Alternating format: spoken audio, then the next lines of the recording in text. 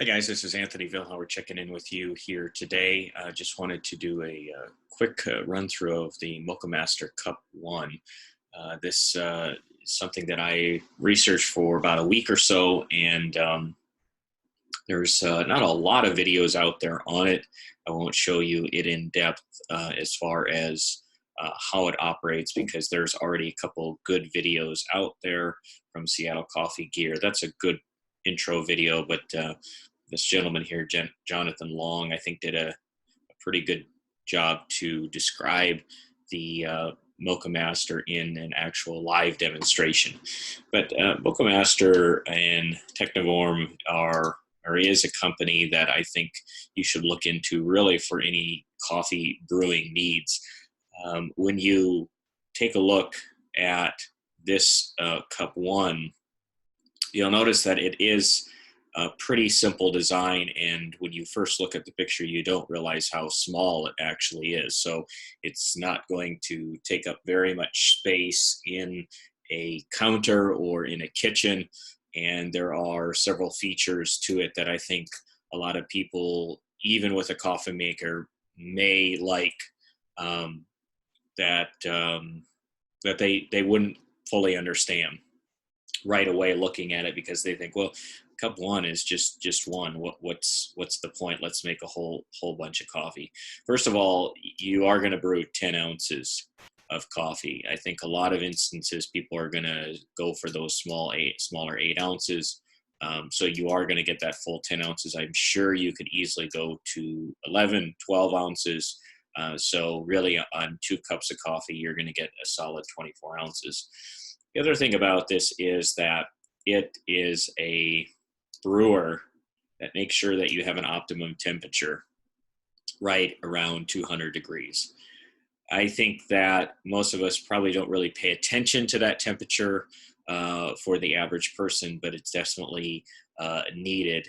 And if you want to really maximize your brewing, and I'm not some super professional, but if you want to maximize your brewing, that is definitely going to be it. This thing is extremely quiet. I don't really think that for the most part you're going to even notice that it's on.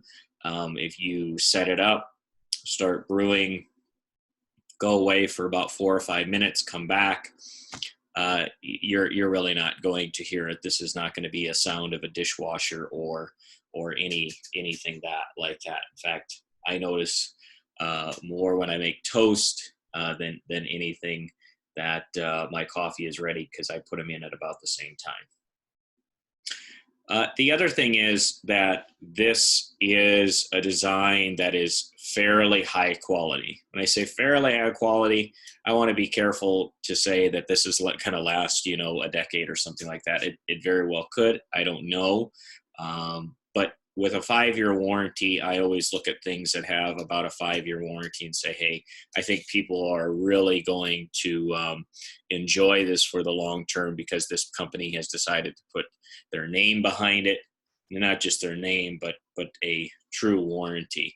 And with it being made by a European company, they've taken a lot of extra effort to go ahead and really make this what it needs to be. And so the heating element in here is of the highest quality, extremely fast, and made in the Netherlands. And if you want some interesting videos about Netherlands, the Dutch, Holland, go search that on your own time, because I did that, and because I was a little confused. What is the difference between them all? There is a difference, yet there isn't a difference. The other thing about the Technivorm Moccamaster is that there are other sizes available. So if you want something different, you can get that from them. And there's where you see that heating coil or element there. And there are several models to choose from. And you see that they are an industry leader here in these 3 areas. So definitely something that I think any person will want to check out, would want to try. They do have the products page available here in the US, and you can buy directly from them.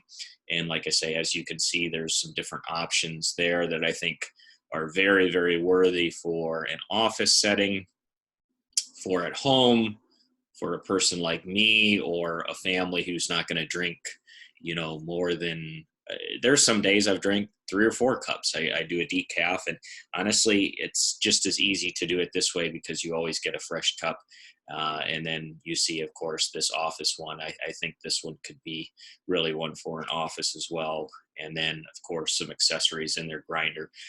I don't know about their grinder. I've heard some mixed reviews on it. I've chosen not to get a grinder at this point, so I'm going to pass on giving any type of insight on that. But looking at the Cup-One and looking at the designs of the rest of these, I think you can be assured that whatever size you get, you're going to like. So check that out. I think for those of us who are working from home now, I think it's very imperative that we figure out some new ways of doing things. It's also great to support some of your local companies that deliver coffee, whether it's actual coffee shops or coffee roasters that do their own roasting. And I think this is a very easy way. Oh, one thing I did forget is that this uses a very simple filter that you can, I think, buy pretty much in every store. But when I went ahead and bought the brewer, I just got 5 packages of 80, so I have 400 to last me for quite a while. And really, that's the only consistent maintenance that you're going to have besides descaling it every once in a while, which I use spring water, and I don't think I'm going to have to descale that very often. So check that out, see how you like it, and would love to know your thoughts and insight into what you're doing, and even some of the grinds and coffees that you're using with any stay-at-home coffee brewing that you're doing.